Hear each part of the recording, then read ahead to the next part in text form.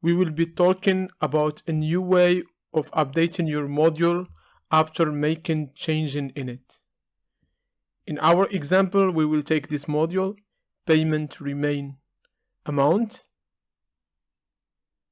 Let's look what this module is doing in our system. First, we will check if it's already installed. Yes, it's installed. And then if we go to the invoicing section and go to the payment, here there is two columns that this module is adding: used payment and remain payment. Also, you can find this module in the Odoo apps. So if I go, for example, to my views and I comment the first column, amount residual, I will comment it,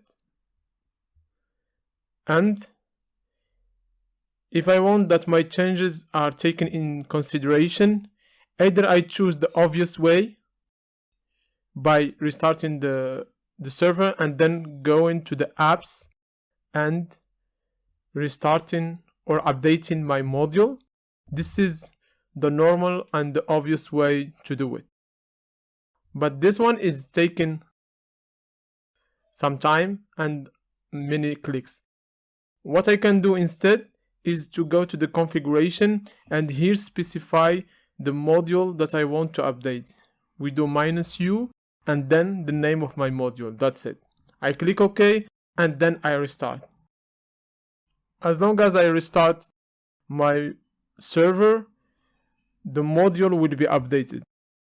So now if I go to the user interface and to the invoicing section, payment,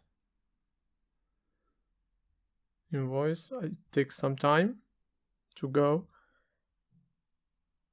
invoicing, payment. As you can see, the first column is not anymore visible because I commented this column. I can go back, I remove the command and I restart. Just restart because I already have in configuration my module, so it will be updated again. If I go and refresh the page,